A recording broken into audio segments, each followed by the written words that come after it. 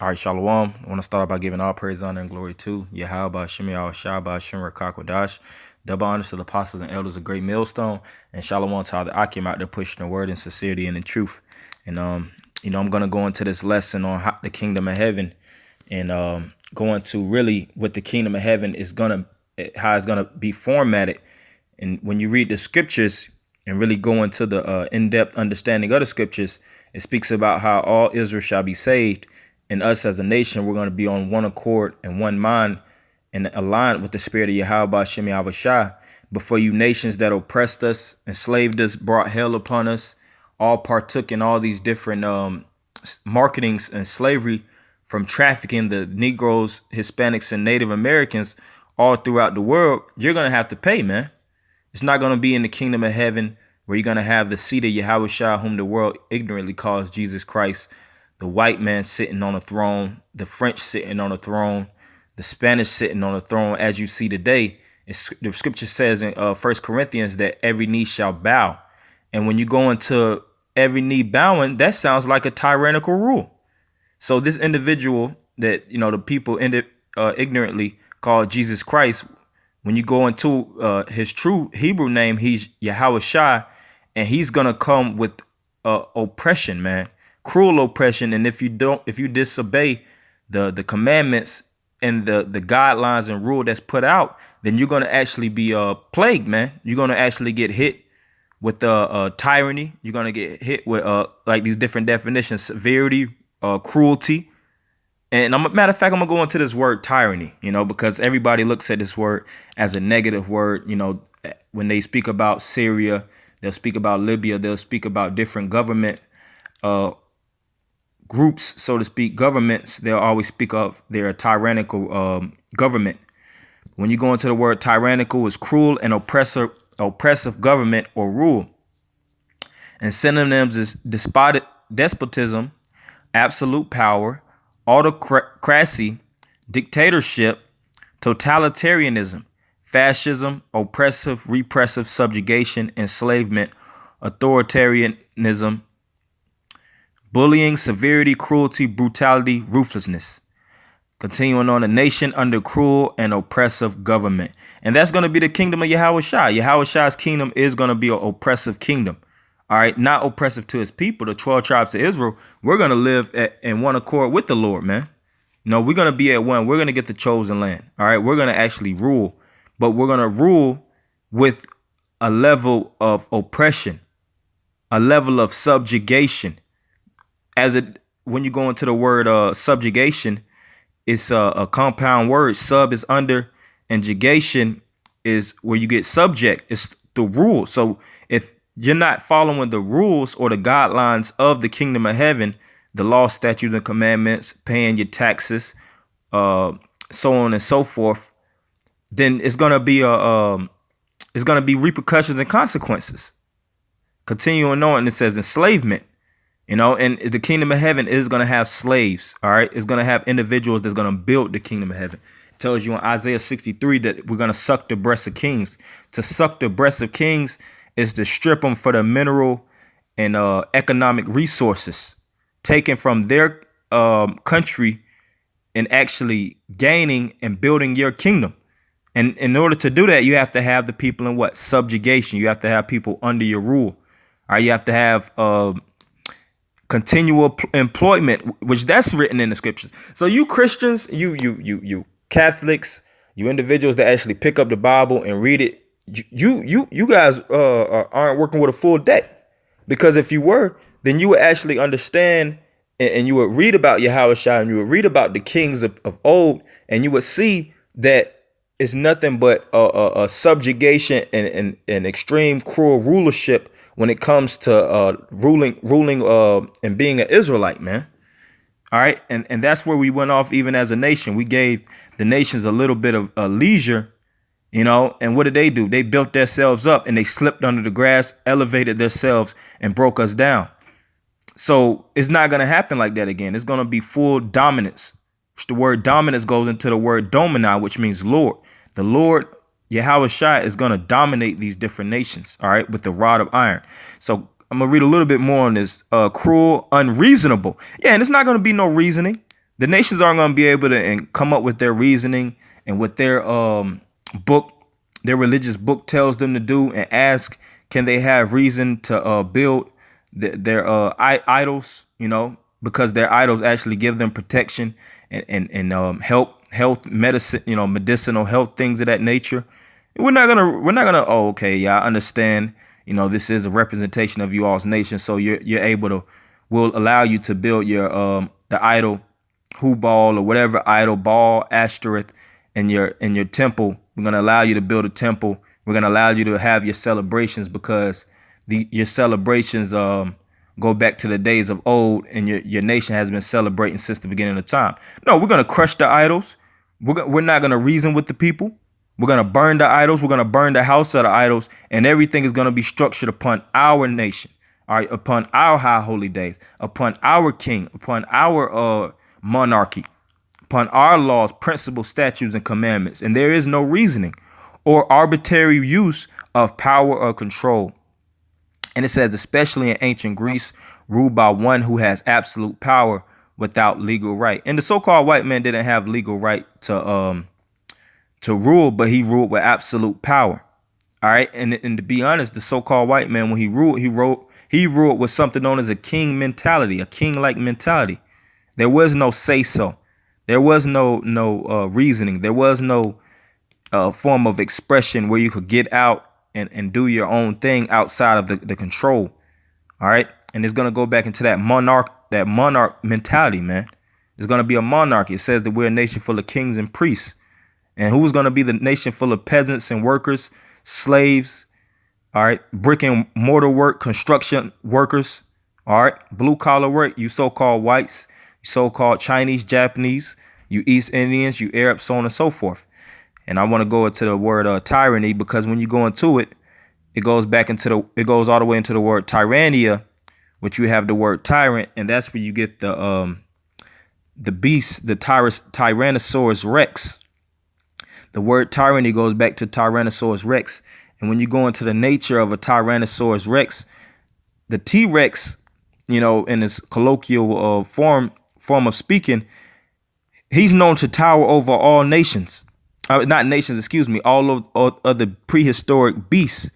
All right, the herbivores, the aquatic animals, all these different nations. I keep saying nations, excuse me. These beasts are looked at as inferior to the T-Rex.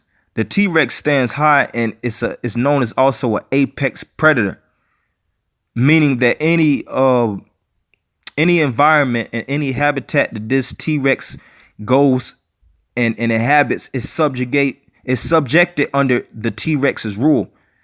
All right, because the T-Rex stands higher, it has those menacing big teeth. All right, it has those big legs. It has that tail that can whip you and tear you apart just from the tail swipe alone. So other prehistoric beasts, which of course this is a mythological beast, but when you go into the prehistoric times, other prehistoric beasts, they feared the T-Rex because they knew that the T-Rex packed a punch that they couldn't keep up with. They knew that the T-Rex was like a god of all other prehistoric animals. And I'm gonna go a little bit more into the T-Rex because it was something that stuck out to me. Matter of fact, yeah, it says under the T-Rex, Henry Fairfield Osborn, president of American Museum of Natural History, named Tyrannosaurus Rex in 1905. The generic name is derived from the Greek word tyrannos, meaning tyrant, Soros, meaning lizard. Osborn used the Latin word rex, meaning king. So he's the king of the lizards. All right. And him being the king of the lizards, you have other lizards that actually live in the habitat, or lived in the habitat, you know, of course, according to the prehistoric mythology, such as raptors and various other animals, but they couldn't keep up with the dominance of this animal, this T-Rex. That's why he was coined the name King Lizard. And that's Yahweh Shai. Yahweh Shai is the King Lizard. All right. He's known as a lizard or a serpent and the snake when you read the scriptures. You can read that in John the third chapter. All right. And I'll get that. And he also said, be wise as serpents and harmless as doves. Nobody displayed as much of the characteristics of being wise as a serpent as Yahweh Shai. So Yahweh Shai is that king lizard. All right. And I'm going to go into the scripture I just quoted in Matthew 10:16. Behold, I send you forth as sheep in the midst of wolves. Be therefore wise as serpents and harmless as doves. So Yahweh Shai, he presented himself as a serpent amongst the people. All right. He knew when to flee because he knew that wasn't his time to fight. All right. As it is written, if this were my kingdom, then would my servants fight. But when Yahweh Shai comes back and fight and comes in and gets his kingdom, he's going to come and break the nations down. Tells you that in Revelations, the 19th chapter, how he's going to wear many crowns. How is he going to wear many crowns? Because he's going to take them off of the heads of kings, rulers, and judges. All right, sultans, anybody that actually is in a form or a seat of rulership. Yahweh Shai is going to take those crowns and he's going to dominate. All right, he's the king. All right, he's the Lord. All right, and all those different kings that's actually coined as kings, coined as presidents or prime ministers, dictators, and so on and so forth. They're just going to be mere slaves, all right, in the kingdom of heaven. This is Revelations 19:11. And I saw heaven open, and behold, a white horse, and he that sat upon him was called Faithful and True, and in righteousness he doth judge and make war. So Yahweh Shai is going to judge and make war, meaning he's going to come back with a tyrannical rule when he comes back, man. His eyes were as a flame of fire, and on his head were many crowns. How did Yahweh Shai wear many crowns? Because he took them off the heads of kings. It even tells you in the Old Testament how David took the crown of a king. All right, and it had a certain specific weight. When Joshua came to inhabit the land of Canaan, it said he destroyed 31 kings. And nobody's going to top the charts of Yahweh Shai. Yahweh Shai is the King of Kings, Lord of Lords. All right, he reigns above Joshua. He reigns above David. He reigns above all the men of old. So that means he's going to actually show his power through dominance, through actually breaking these nations down through aggression and force. Spoke about how he's going to tread the winepress. And no man is going to be able to tread it with him, so to speak. All right. And he had a name written that no man knew but he himself. And he was clothed with a vesture dipped in blood. So Yahweh Shai is not coming to sit on a diplomatic seat. All right. And to negotiate and persuade the nations, try to actually ask for policies to get pushed in the land of Israel and wait for policies to pen. No, he's going to come and dip his vesture in blood from coming and actually declaring war. Yahweh Shai is coming with the declaration of war, and he's not going to speak. It's not going to be no persuasion. All right. And the men that's with him is not going to be persuaded. All right. We're not going to actually resolve and conform to the ways of you nations. All right. And it says, and his name is called the word of the Most High. So Yahweh Shai is the word of the Most High. Verse 14. And the armies which were in heaven followed him upon white horses, clothed in fine linen, white and clean. And that represents the angels. So Yahweh Shai actually has an army. And what's an army for? An army is not to come to negotiate. An army is to come and battle, man. All right. That's why armies always, in most cases, they carry guns, armory, because they unless they're actually, in their rest station, because they're going out to fight. All right. And the only reason the army would actually basically negotiate and talk things out is if they have an inferior amount of power, or as if they're they feel like they're going to lose more than they're going to gain in a war. But Yahweh Shai has nothing to lose, so to speak. All right. Just like us, we have nothing to lose, but we have everything to gain. This is Yahweh Shai's kingdom before anybody's kingdom, man. All right. And we all put our lives and our spirits on the line for Yahweh Shai to rule and for him to be Lord of Lord, Kings of King. All right. And out of his mouth goeth a sharp sword, that with it he shall smite the nations, and he shall rule them with a rod of iron, and he treadeth the winepress of the fierceness and wrath of the Almighty power. and he hath on his vesture and on his thigh a name written, King of Kings and Lord of Lords. So to be Lord of Lords and Kings of Kings, that means it's going to be a lot of people that's going to be in subjection. All right, that's a monarch. That's a monarchy. That's a tyrannical rule. All right, that's extreme rulership. All right, and it speaks about in Zechariah, which I'm not going to get, the 14th chapter and the 17th verse, that if the nations don't want to obey and they want to wax disobedient, that we'll stop the rain. All right, we'll make a drought come in their land to the point where their agriculture doesn't even produce, and they'll desire substance. All right, if they don't actually pay their taxes, if they don't give tribute unto the Lord. All right, give tribute unto his men. Give tribute unto the kingdom of heaven, which is the nation of Israel. All right, because in the kingdom of heaven, the kings of the scriptures will rule, the ones that were actually ordained to be the nation full of kings and priests, and all other nations are going to actually be workers under us. All right, speaks about how to in Judges, the 5th chapter, you have us. Excuse me, I'm gonna get that. Judges 5 and 11.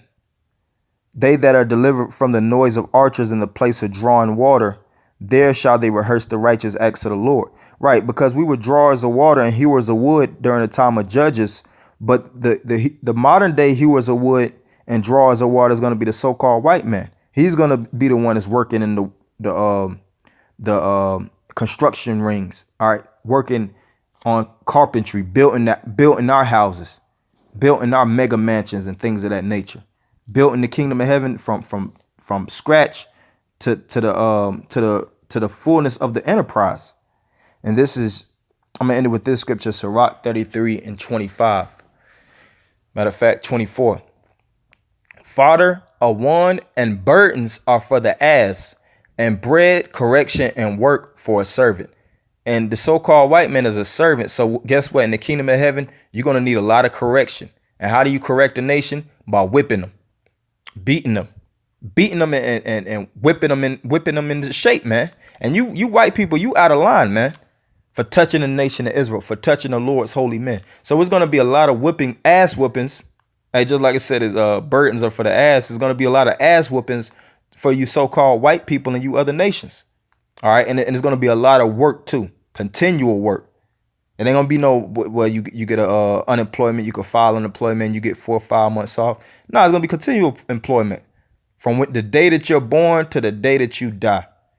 If thou set thy servant to labor, which is work, thou shalt find rest. Meaning we're going to be at ease when you devils is working. Because right now, this is not our rest. But why? Because we're laboring and you're resting. But the tables is going to turn. It's going to be a change of worlds. But if thou let him go idle, he shall seek liberty. And the so-called white man got liberty. All right. He got liberty to put us in slavery. And he gave our women liberty to gad abroad, to be idle. And he broke us down. All right. Going into the 1600 slavery. And he did a good job, man. That's where you have the Willie Lynch letter. That's where you have all these different statements, so to speak, and policies that revolved around oppressing us, such as the Constitution, like I said, such as the Willie Lynch letter, different amendments, all was placed in certain paper bulls. All right, was all placed to keep us in high subjugation. All right, this whole world, as you know it, is built off of the oppression of us, the blacks, Hispanics, and Native Americans. That's why we're known as the first fired, or the first fired and the last hired. Verse 26, a yoke and a collar do bow the neck, so are tortures and torments for an evil servant. So the so-called white man is going to have a yoke and a collar on his neck so that he'll be bowing down, man. Just like he put that yoke of iron on us. Why did he put the yoke of iron on us? Because it had the extension of a chain that if we would act up, he would pull that chain and make us bow down forcefully. So you so-called white men are going to get the blessing of the yoke. All right. And the yoke is not going to come up off you, man. That yoke going to be so tight on your neck that when you take it off, you're going to see the outline of that yoke on your neck, man. So it says a yoke and a collar do bow the neck. So are tortures and torments for an evil servant. And you so-called white people are evil servants. Here it is. You're supposed to be the servants, but you're breaking us down and having us as servants. So you have to get tortured. You have to get tormented so that you'll get put back in line. Set him to labor that he be not idle, for idleness teacheth much evil. Set him to work as it is fit for him. If he be not obedient, put on more heavy fetters. Hey, this is a tyrannical scripture right here. I didn't write this. All right. Jesus, the son of Sirach, he wrote this. All right, because he understood how to put a slave in line, just as Yahweh Shah knows how to put a slave in line. And we're gonna have, hey, which we have the scriptures. We got the this is the Willie Lynch letter, man. How to slave a white man, how to slave a Chinese man, how to make a Japanese man stay in subjection, all right, and never buck up. But be not excessive toward any, and without discretion do nothing. If thou have a servant, let him be unto thee as thyself, because thou hast bought him with a price. If thou have a servant, entreat him as a brother, for thou hast need of him as of thine own soul. If thou entreat him evil, and he run from thee, which way wilt thou go to seek him? Right. So at the end of the day, you devils are going to be in subjection. All right. And we're not going to just kill off all the servants, because at the end of the day, the servants are going to be there to serve. All right. And after 1,000 years, you're going to actually gain your lands, and you're going to gain, things of that nature. But you have to suffer what you gave unto us is recompense. All right. We're going to recompense unto you double than what you recompense unto us, as it is written in Revelations 18. So, that's all I had for you, Akim. Hopefully, you brothers were edified. I'm going to end it by giving all praise, honor, and glory to Yahweh, Hashem, Yahweh Shai, Hashem, Rakak, Wadash. Double honors to the apostles and elders of Great Millstone. Shalom, Akim.